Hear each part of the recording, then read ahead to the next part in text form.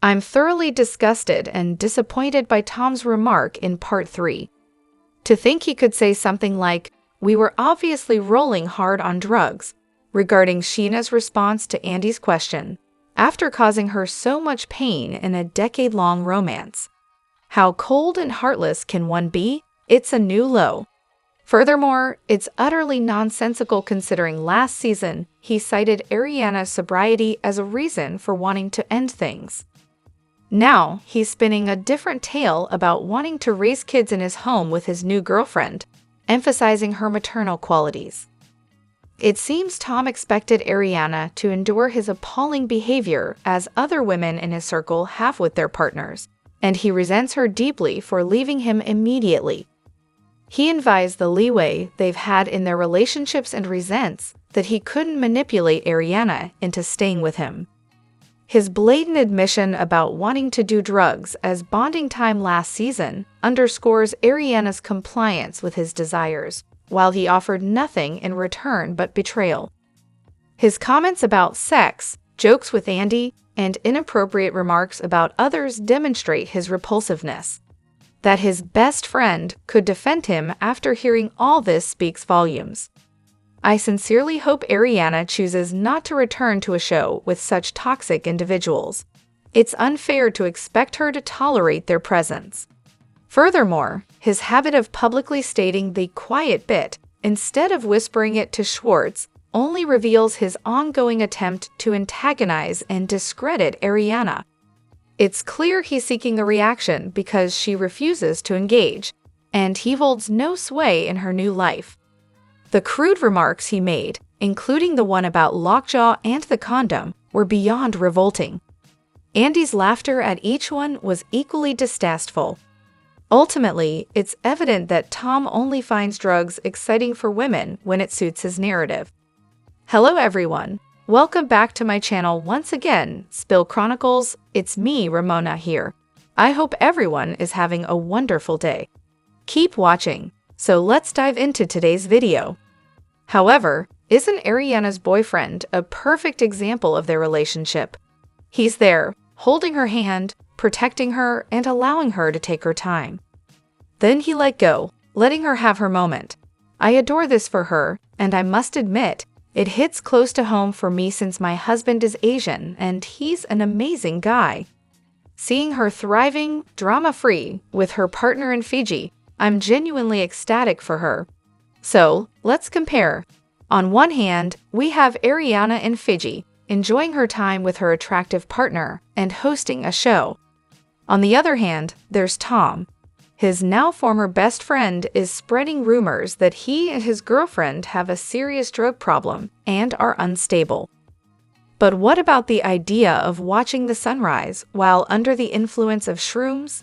Personally, every time that's mentioned, I can't help but think what a nightmare that sounds like. I don't mind watching the sunrise, but I'd prefer to do it on my back patio with a cup of coffee. I admire that they started their relationship long distance. It's evident that Ariana experienced love bombing from Tom after leaving an abusive relationship. Long distance allowed her the space to truly get to know him before they spent more time together in NYC for Chicago. Even if their relationship doesn't last, they're undeniably a sweet couple, and he clearly provides the support she needs. This is why it frustrates me when people criticize with, "She had a new man in 10 days. She met him in Mexico, and then they began a long-distance relationship. They had no option but to take it slow. It's not like they moved in together after just 10 days. Additionally, Tom Sandoval stands out as the only unfunny presence on VPR. Reflecting on the subreddit's favorite iconic VPR lines, it struck me that Sandoval didn't receive any shoutouts, except for being teased for cis male lol. This realization made me acknowledge that Sandoval is the sole main cast member who has never delivered a funny moment. Stassi had her quips, Ariana and Katie bring dry humor, Kristen was a mess but entertaining, James is objectively hilarious, and even Jax's commentary had its moments. Brittany and Lala might not be known for humor, but they've had a few memorable one-liners. However, I can't recall a single instance where Sandoval made me laugh or exuded any real charisma. Despite watching the show numerous times, he has never been entertaining or captivating. He relies solely on over-the-top antics. It's fine not to be a comedian, but it's evident that Sandoval sees himself as one and tries to present himself as this jovial entertainer. It's interesting to look back on 11 seasons and realize that this dude hasn't elicited a single laugh from me. If his jokes at the reunion are any indication of his sense of humor, it's probably best that he hasn't attempted to be funny. Although I despise Tom, I'll admit one thing.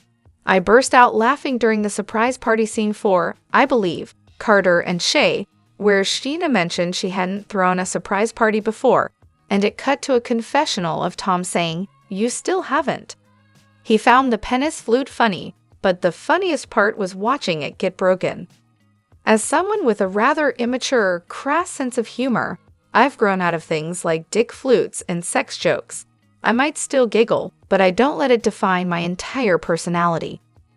I've been contemplating why this season of VPR is lackluster and why the idea of the next season is unappealing beyond Sandoval's influence, and it boils down to the humor aspect.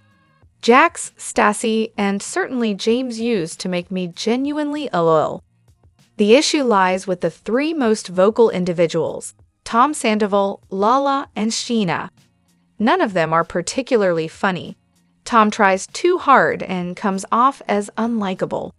Lala is just loud and cringy with her blaccent, and Sheena is painfully vapid and incapable of original thoughts. None of them have ever elicited a laugh from me. They all just try too hard. So what's the point of watching them if they don't bring any joy? Moreover, I'm a bit embarrassed to admit this, but rewatching the last few episodes of VPR and seeing the crew go to Chinatown meant a lot to me. When Lala said her mouth was watering on the street, and they ordered Chinese beer, with Schwartz telling Joe they had the best meal, that whole scene really touched me. As an AAPI woman, I braced myself when I saw where they were going. I was prepared for someone to make an offensive comment about eaten dogs, the food being gross, or the city smelling bad. I expected someone to use a stereotypical accent to mock the locals. Dane even started talking about his first conversation with Ariana about race, and I thought, oh no, here it comes. But it didn't. They loved the food, took Instagram photos celebrating the culture, and refrained from making those offensive jokes. Maybe they did make them, and they were edited out, but even so, watching these people enjoy my culture without mockery was powerful.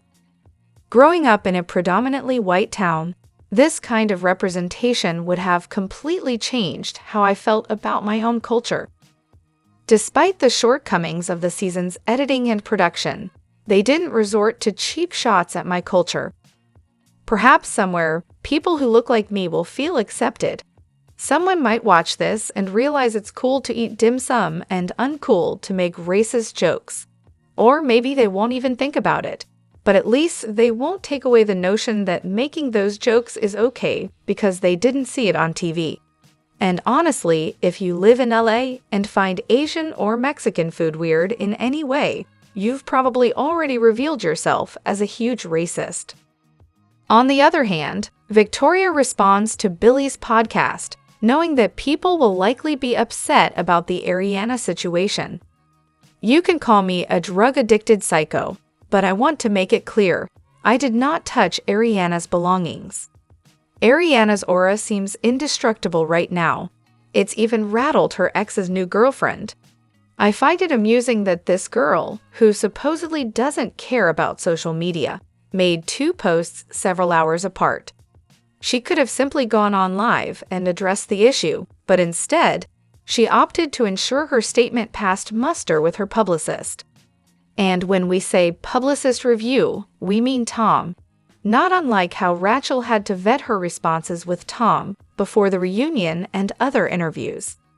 I don't doubt that Billy Lee might have skewed the stories to favor Sandoval, but the level of detail seems too specific to be entirely false. Billy's story sheds light on a lot of things. For instance, thinking back to Tom showing up 2 hours late and looking rough, seemingly on drugs, for the Vile Files podcast a few months ago. Why can't the truth come out now? What are we waiting for? Whenever someone says the truth will come out, instead of giving their own version of events, it makes me think the other party was likely telling the truth from the start. The delay often seems to be about crafting a spin and deflecting. Honestly, I believe Sandoval is the one who wanted to move Ariana's stuff. That's entirely in line with his character. He might have told Billy that Victoria wanted it, but I think this was all Sandoval's doing. He's selfish and lacks respect for Ariana on his own. It all depends on his motivation. If he's talking to Jax, he might say, "Of course I moved her stuff. She hates you, so I did it for you." If it's with Billy Lee, he might paint Victoria as crazy. And in interviews, he might claim it was due to garage repairs, deflecting any blame. If he truly respected Ariana, and if Sandoval respected his girlfriend, they would have sold the house already. But instead, they continue to live in a house where two people once built a life together, while he also brought multiple other women, including his current girlfriend. However, I can't say I have a single least favorite Sandoval look from the past year. After Billy Lee spilled all that tea last night, I felt compelled to create this collage with the most questionable picture right in the center. That bloated face screams a combination of alcohol or drugs, no doubt. To be honest, I've never understood the appeal of this guy. He's so diminutive and resembles the sleazy car salesman Bill Paxton, played in True Lies, or perhaps Robin Williams in his over-the-top Miami persona in The Birdcage. Ariana, on the other hand, is genuinely stunning. She may have faced some challenges in the short term, but in the long run, she got off easy. She never actually tied the knot with this wimp or had kids with him. He's just a total mess. While not necessarily my least favorite, one look did remind me of Joe Simpson's infamous photo shoot. After watching an episode a few months back, I decided to check out Joe's website, and sure enough, there was Sandoval featured. This post prompted me to revisit the site, only to find that Joe had swapped out the photo to a more polished one, presumably during Scandoval. It seems like an improvement from Sandoval posing with a white line on his face. Additionally, was it a smart move for Sheena to blame production? Now she's asserting that production pressured everyone to get Ariana and Tom to converse, threatening cancellation if it didn't happen. It's hard to imagine they're pleased with that revelation. Sheena doesn't exactly bring a lot to the table, but commands a hefty paycheck. If they're considering shaking up the cast, wouldn't it be easy to cut ties with her? Seems like a risky move for someone who's so concerned about securing her spot on the show. Moreover, Sheena probably believes people will say, well, she had to do it to save her job, when in reality, more are likely thinking, so she just confirmed that hurting her friend was worth her paycheck. There's no explanation that paints her in a better light. The issue isn't why she treated Ariana poorly this season, it's that she treated her poorly at all. She and Sandoval seem to justify their behavior by framing it as an unintentional consequence, rather than acknowledging the harm caused.